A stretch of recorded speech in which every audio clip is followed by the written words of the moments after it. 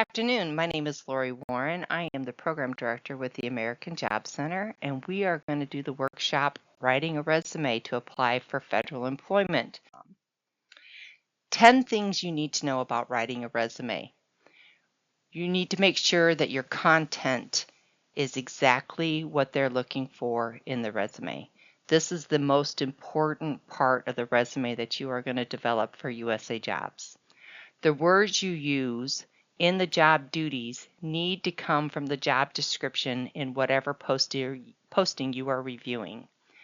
That posting will have sections that'll tell you specifically what they're looking for. Do not copy and paste that job description in your resume, but use those terms that they use to describe what they are looking for and what is required for the job duties. These specifics will be what qualifies you for the position. Many people come into our office and say, hey, I'm applying for all these jobs, but I'm not getting any response. Our number one response to them is, it is your resume. Your resume is what qualifies you for the job, so you need to pay attention to that. Number 2 says the whole purpose of this resume is to get you an interview. This is what qualifies you. When they review your resume, this is what's going to make them say, hey, this person is qualified, and that's why we want them to come in for an interview. Number 3, when applying for a position through USAJobs.gov, the resume will be scanned for skills required. If determined you have adequate qualifications, then it is sent to the HR department to review further by a live person. They do scan that resume. When they put in the job posting, they actually use that job posting with the scanning to determine what words they are going to pull out, and they are actually going to score your resume to determine if it needs to be reviewed further. Once you have scored a certain level, that's when it goes on to be in front of a live person, and they actually then read through your resume to find those qualifications. Number 4 says the average resume for USA Jobs is actually 3 to 5 pages long. If you walked in for any other type of jobs, we would tell you, you know what, keep your resume to 1, maybe 2 pages. But for the purpose of USA Jobs, 3 to 5 is normal. Remember that once your resume gets past the 5th page, that's just extra. They will not review that part of your resume in considering you for the position. Number 5 says include all of your previous positions, even if you feel the job isn't relevant to what you are applying for. Why? During the process, you will be asked to complete a form asking for criminal history, reasons for leaving a position, and etc. Make sure to be honest and complete that fully. You can be released even after you are hired if it's found you lied or omitted information. Expect to have to account for 10 years back for this information. So when we talk about all of your previous employers, that's one of the things that they will review. Even if you only work there for a week, it has to be on this resume. Number 2, you want to show continuous employment. If a job is not relevant to the position you are applying for, then make the description brief, but it has to still be on there. Number 6 says when completing the employment section of your resume, go 10 years back or 3 to 5 jobs. If you have relevant experience further back than 10 years, continue to add those jobs until you reach that one with the relevant experience. If you have had multiple job titles at a previous employer, list each job title as a new position on your resume. They will notice that it is the same name of the employer, but then there's just jobs that are listed underneath. This shows promotion and growth in your position with a company, and that's actually a positive. Number 7 says you can do your resume on USAJobs.gov or in a Word document or both. There is no preference from them one way or the other, and USA Jobs can actually hold up to 5 resumes in their system. Number 8 says when you apply for a new federal position, always make sure to customize your resume for the job you are applying for. Do not complete just some general resume that you put on there. Each one has to qualify you for the specific job you are applying for. As I said before, if you have more than one resume on USA Jobs, all of those will be reviewed for every position that you apply for. Number 9, do not decorate or embellish your resume. Do not enter personal information such as likes and dislikes. I still get a little giggle about when you see resumes and at the end it'll say, I like hiking and walking on the beach. They don't care. They don't want to see that. Keep the information professional, geared towards qualifying you for the position. Use basic font like Arial or Aptos. Do not use curvy script. It may mess with the scanning process. Do not go below 11 font size. And if you wish to emphasize parts of your resume, just use bold or underline to emphasize those things. Number 10 says, be certain there are no spelling or grammatical errors on your resume. Sloppiness indicates you do not really want the position. It would not be a conscientious employee. HR departments pay attention to your grammar. They pay attention to your spelling. So even if you use autocorrect, go back and read it and make sure it makes sense. Cover letters. If you choose to include a cover letter with your resume, you can use this to emphasize specific education or skills. You do not need to include a cover letter if you feel the resume does a good job qualifying you for the position you are applying for. The main purpose of a cover letter is to introduce yourself, to explain what job you are applying for, to explain the benefits you will bring to the organization, and to make specific points of what qualifies you for a job. Cover letters are really nice as far as being able to express more than what you put on a resume, to be able to sell yourself more when you apply for a job. For resumes, what you need in the header is important when doing a resume for USA Jobs. The reason is they are looking for specific information that you wouldn't traditionally put on a resume applying for somewhere outside of the federal government. Your name, your address, your phone number, your email address. If you are a current federal employee, you need to have your status on there, your position title and your level. You need to have your veterans preference eligibility, your Schedule A eligibility, which is major disability, your clearance level if you have one. You have to put your citizenship status on your header of your resume, and you need to put the announcement number for the job you are applying for. Now, it is okay to apply for multiple jobs, but if you have a resume on USA Job that has a specific announcement number and say now you've got 5 on there and you're going to apply for a 6th, you need to go back to one of those resumes and use that to change it for the new job you're applying for, and then you need to change the announcement number that's on it. If you have formal education that qualifies you for a position, put this section first on your resume. Some positions, education is important to bring to the reviewer's attention.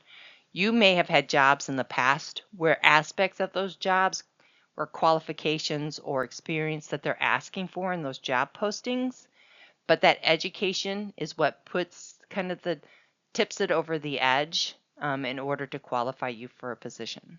Okay. Content for your education section needs to include your degree, your educational institution where you got your education, the city and state of that educational institution, your graduation date, and your GPA. I know when most people go to college and they're doing their resumes getting out of college right away, we'll say put your GPA on. But once you've been out of school for so long, it usually isn't something that we tell people to include. For the purpose of a federal resume, they want that GPA. In the professional experience of your resume section, you need to include the title of your position, the name of the employer, city and state of employer, your salary, if you believe that that salary will show your level of responsibility. It is said that the more you make, the more responsibility you have. Also, if you had multiple positions with the same employer, it's good to put the salary to show as you've increased your responsibility, your salary has gone up. The number of hours you worked weekly, again, Not necessary, but it will explain part-time versus full-time. Your dates of employment and your job duties. The job duties portion is the most important part of the resume when using this to qualify yourself for a position. You will be using keywords from the job description to use when explaining your job duties. These keywords are from both the duties section and the specialized experience section of the job posting. It would be good for you to print off that job posting, highlight those areas. Take each one of those job duties, form it into a question, and then answer that question when you're explaining your job in the job duty section of your resume that you're creating to make sure you're matching what's said. When completing the resume, pay special attention to the section of the job opening that explains what competencies the reviewer will be looking at. This explains the special skills they want the person to have. It also explains what they are looking for or how they are reviewing your resume to determine if you are a good applicant. For veterans, you need to go to the vet guide. And on the screen is the website that you can use to go in and look to see how to do a resume for federal employment.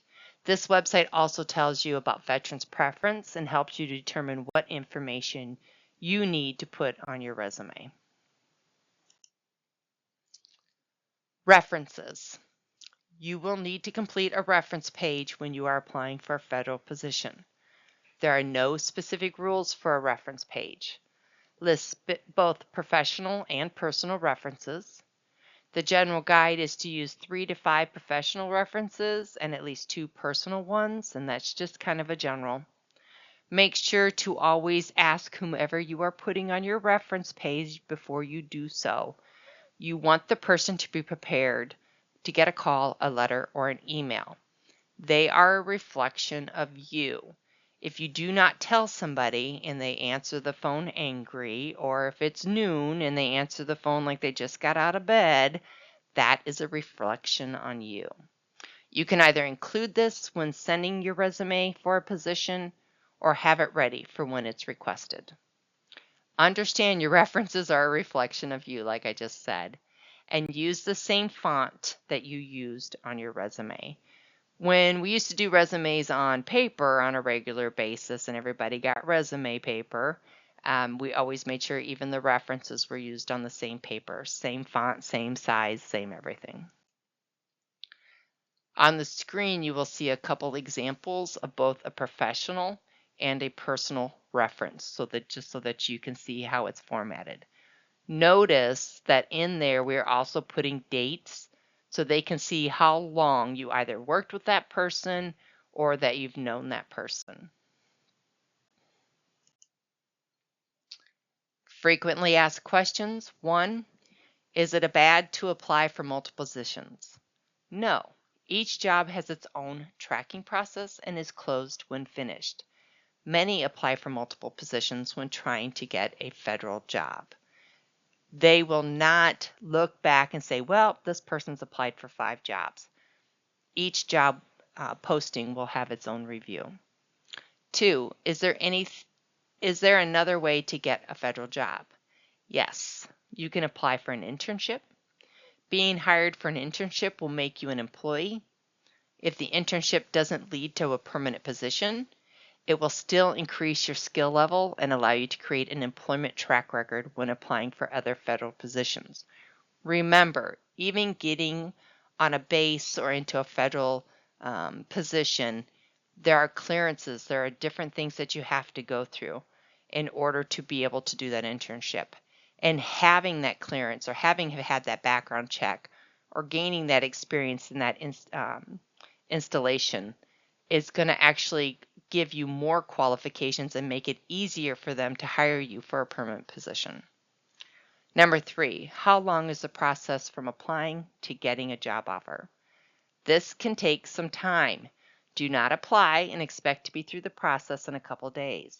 The job postings will have a close date, which means the next steps will not be taken until all time has been given for people to apply. They will not start scanning and reviewing until that job is actually closed. Some of those jobs can be left for 30 days, 60 days, 90 days. So you need to be sure that you're prepared. I think in this day and age, there is no job that anybody applies for that they turn around within a day or two and have a job offer and they're starting the next week. I don't think that's the norm anywhere. But under federal guidelines for how they process for job applications, it can actually take months. How to create a USAJobs.gov account. This is the actual website for USA Jobs on the screen here. You can go in there and just basically create an account.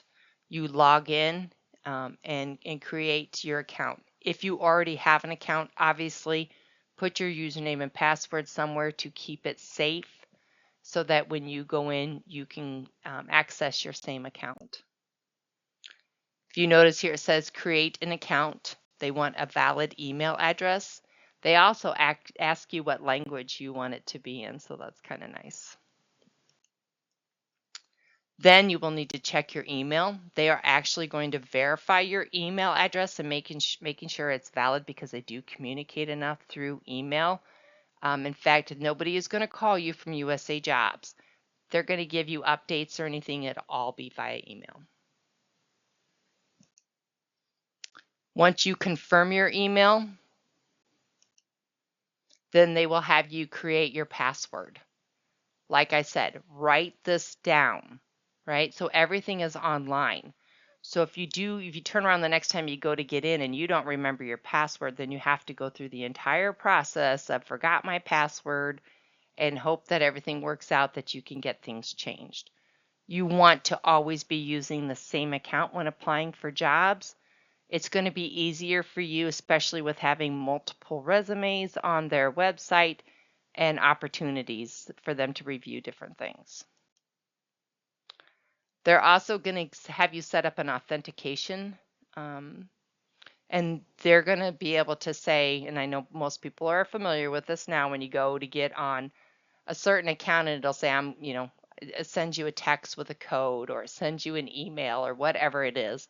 They're going to have you set up that authentication process. You need to add your phone number. And again, that's for like a text in order to be able to get a code. And then once you enter a code, when you go to log in, then it'll get you all set up. You will be able to continue on once you agree to all of their terms for applying and reviewing their website. Then they'll go ahead and have you create a profile. You're going to want that profile in USA Jobs because it's going to help you. There are certain positions where you have to be a U.S. citizen in order to do that job. There are certain positions where you have to meet certain educational qualifications. There's just different things. It's easier for you to put that all in the profile. It's easier for them to check to make sure. So you will then create your profile. Once you create your profile, then you will be able to start doing your job searching, and you will be able to print job postings or be able to review them online, be able to figure out what needs to be in the resume, and then you'll be able to upload the resume that is specific to that job posting and apply for those jobs.